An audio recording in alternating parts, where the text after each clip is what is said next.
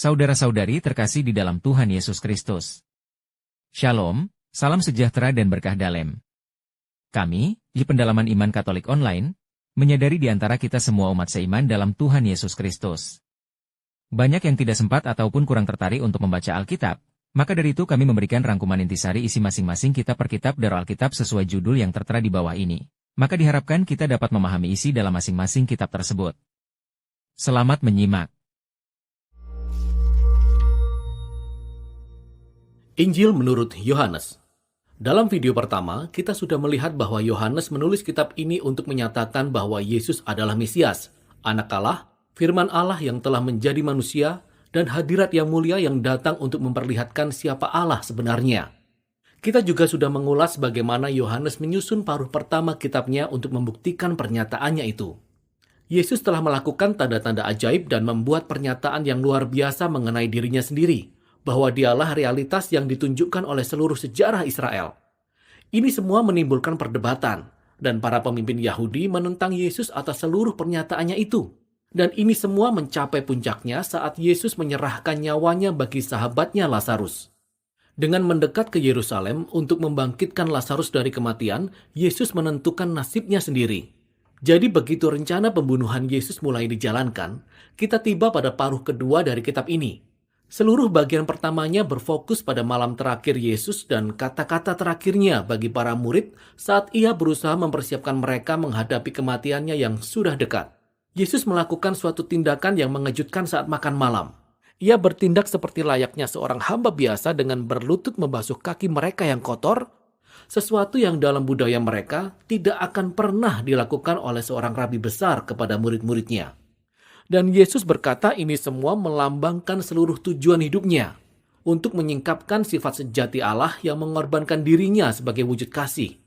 Dan ini juga melambangkan apa yang hendak Yesus lakukan dengan menjadi seorang hamba dan memberikan nyawanya untuk mati bagi dosa-dosa dunia. Dengan demikian, tindakan ini menuntun kita pada perintah Yesus yang terutama bagi murid-muridnya, yaitu mereka harus mengikuti Dia, mengasihi sesama seperti Ia telah mengasihi mereka.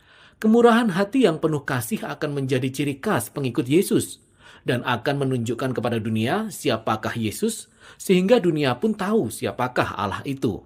Nah, dari sini Yesus melanjutkan dengan sebuah amanat yang mengalir panjang dan diakhiri dengan sebuah doa. Dan kita dapat melihat satu kesatuan dengan beberapa tema yang berulang. Yesus terus berkata bahwa ia akan pergi, dan ini membuat para murid menjadi sedih.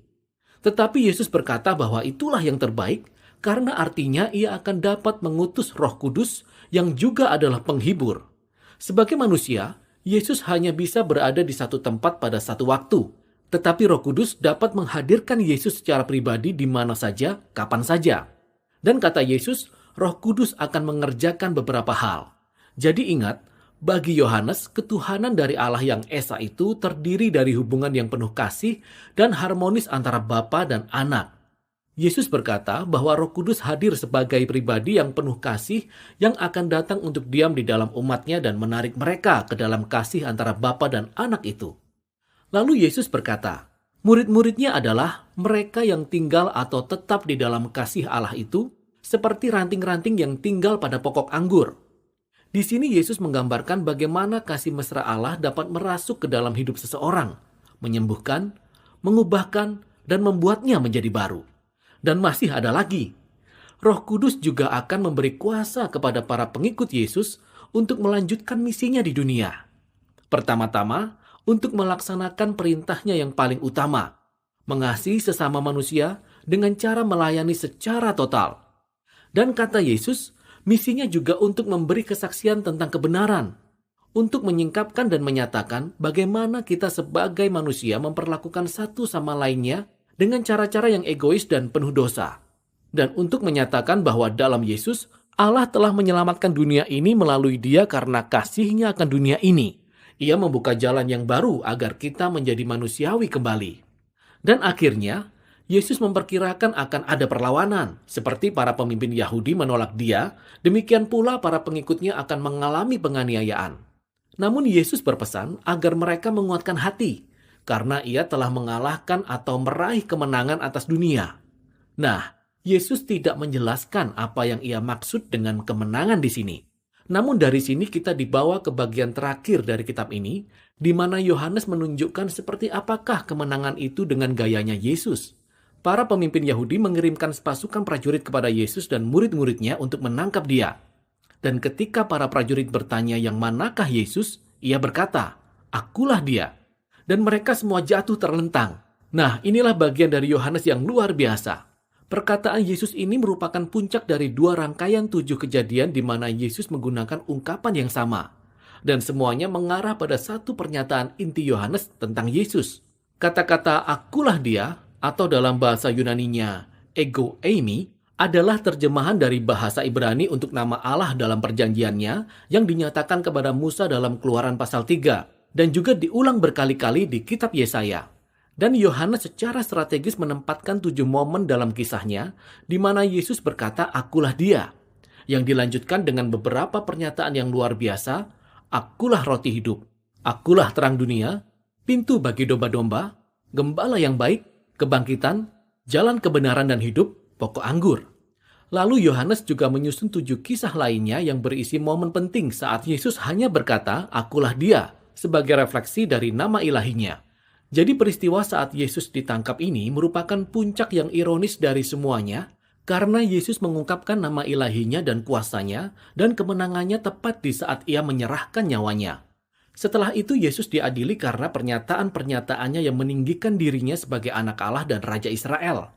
Pertama di hadapan para imam besar, dan kemudian di hadapan gubernur Romawi, Pilatus, yang harus bertindak tegas terhadap siapapun yang didakwa karena mengaku sebagai Raja Israel. Dan Yesus berkata kepada Pilatus, "Kerajaanku bukan dari dunia ini." Artinya dia memang seorang raja dan kerajaannya ditujukan bagi dunia ini. Namun sistem nilainya yang amat sangat berbeda, makna baru atas kekuasaan dan kejayaan, tiada satupun yang berasal dari dunia ini. Melainkan didasarkan pada karakter Allah yang dinyatakan oleh Yesus melalui kerajaannya yang terbalik dari kerajaan dunia, yang dilambangkan dengan salib. Dalam kerajaan inilah, raja yang sejati mengalahkan dosa dan kejahatan dengan memberi dirinya dikalahkan. Dan Yesus meraih kemenangan atas dunia melalui perbuatan kasih yang mengorbankan dirinya.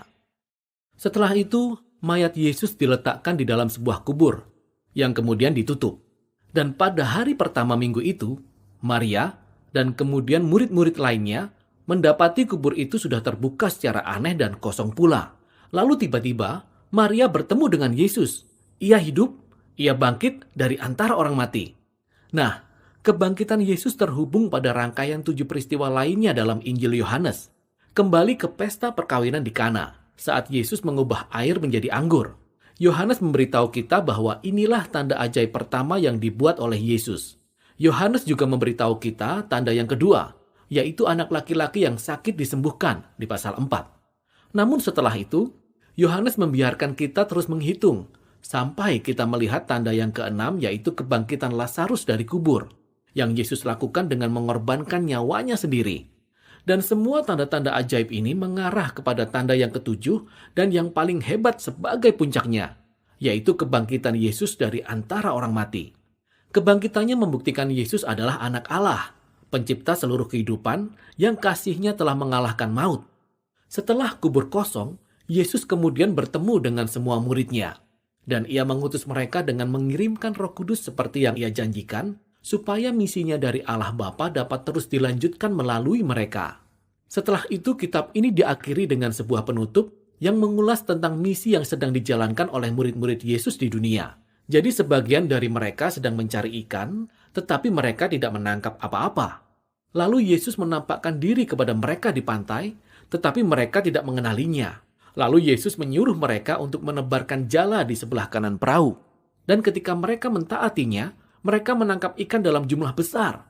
Dan baru saat itulah mereka mengenali dia sebagai Yesus. Nah, di sini Yohanes memberikan sebuah gambaran tentang menjadi murid Yesus. Para pengikutnya bisa menjadi paling efektif dalam dunia ini ketika mereka berfokus bukan pada pekerjaan mereka, tetapi semata-mata pada mendengarkan suara Yesus dan mentaatinya ketika ia berfirman. Itulah saat di mana mereka dapat benar-benar melihat ia berkarya dalam hidup mereka. Sesudah itu, Yesus berbicara kepada Petrus, kemudian mengutusnya menjadi pemimpin yang istimewa dalam gerakan Yesus. Ini menandakan bahwa Petrus pun akan menyerahkan nyawanya suatu hari nanti. Namun saat-saat terakhir dalam kisah ini bukan berfokus pada Petrus, melainkan pada penulis dari Injil ini, yaitu murid yang dikasihi Yesus. Yohanes tidak seperti Petrus. Tugasnya bukan untuk memimpin gerakan Yesus, melainkan untuk memberi kesaksian tentang Yesus di sepanjang hidupnya agar orang lain dapat percaya kepada Yesus. Dan memang itulah yang ia kerjakan di sini saat ia menulis kisah yang luar biasa tentang Yesus, Sang Mesias, Anak Allah. Dan inilah Injil menurut Yohanes.